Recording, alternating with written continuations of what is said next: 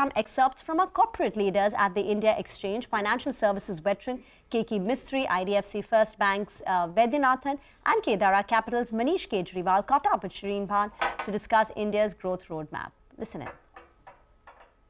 We were talking about connecting the dots in the past as well as forecasting what the future looks like.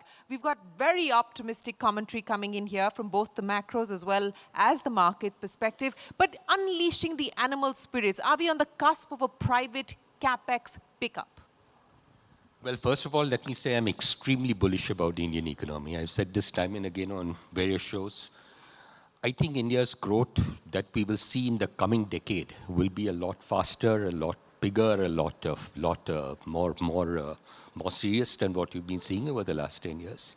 And I say this on the back of the fact that the penetration level you see of almost any product in India is so low compared to what it exists in the rest of the world. I mean, if you look at financial services, for example, mortgages are about 11% of GDP. In most advanced countries, mortgages are over 50 to 60 to 70% of GDP. And in emerging markets, they're about 20% of GDP. You take total retail credit to GDP, it's around 18%. US is nearly 100%. So we are so underpenetrated that I think the growth that we will see in the coming decade is going to be monumental. We are talking about the fact that there has already been many changes, structural shifts that have happened that have provided a much more enabling environment for Indian entrepreneurs. But, you know, the point that Manish was also making, and he talked about the privatization aspect, and in many ways also the privatization of monopolies. As you look ahead, you know, what are the changes in addition to what we've already seen the government do to facilitate 1,000 flowers from blooming? I think the one reform which probably will get some focus, and I think Manish talked about it, which will get focus after the elections, will be labor reforms. I mean, if you have to really grow, you need better labor reforms. To my mind, that is the one area which is still pending. But really, I mean, is that a constraint? Are labor reforms truly holding back industry from employing more people? To some extent it is, but I think also I should tell you that from a regulatory standpoint, the focus that is coming on things like ease of doing business, getting things done faster, I think it is phenomenal. I'm chairing one of the SEBI committees on this, and there is so much of focus, so much of attempt being done by the regulators all over the place, not just SEBI, but all the regulators, to try and make the process of doing work simpler and simpler. So I think easier work conditions, some degree of labor reforms, I think these are the things that will come through in the coming. So the unfinished reform agenda, what would you put down on the wish list? Of course, the aspiration is that there should be less friction in everything related to doing business and, you know, take forward the ease of doing business even further. But if I were to ask you to specifically list out for us what else you would like the government to do for policy intervention to do to make changes? See, I think, apart from the very important point said earlier, the small enterprises in India have had a very hard life and a very hard deal. Because the large corporates, you know, because by size, scale, brand, are able to, you know, attract the best talent and get interest at a very low interest, borrow and so on. The small enterprises are still having a tough time, of course, made better the last few years, but still hard life. So I think that the tax structure of India being uniform across the corporate sector sometimes doesn't sit well with me.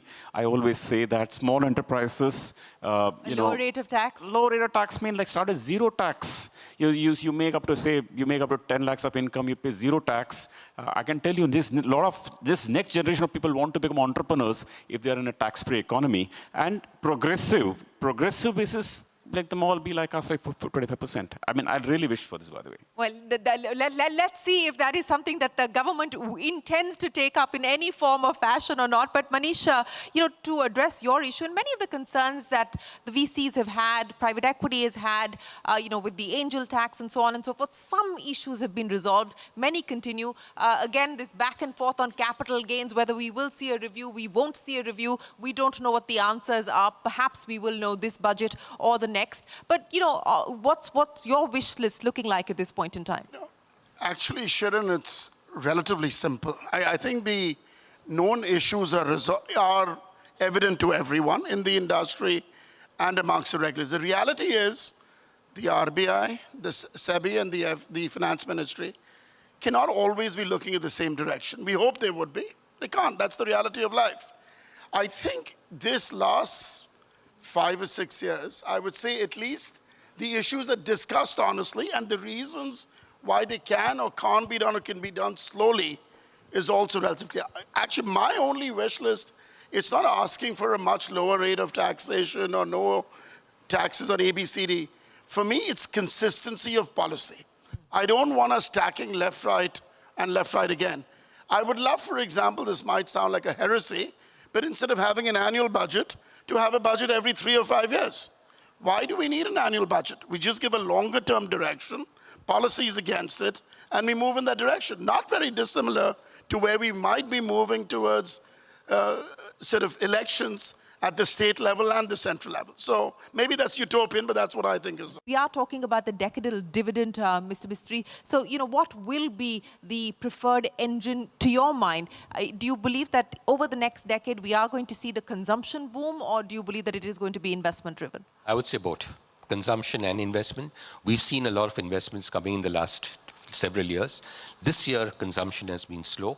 I think consumption will also pick up. So in the next decade, you'll see both investments and consumption growing at the same pace. So that will give that double momentum to the economy. Same pace? Do you believe that we are likely to see the convergence? Well, Keki has already answered that, but I'll just give you another perspective to that. I think that the really key breakthrough India will achieve over the next 10 years, since we're talking decadal here, we've done financial inclusion at a reasonably good pace in the last 5 years, or maybe 7, 8 years. But I think the big story of the next 10 years is going to be credit being available to the lower end of the economy, because thus far it's already been the large corporates who always got the credit.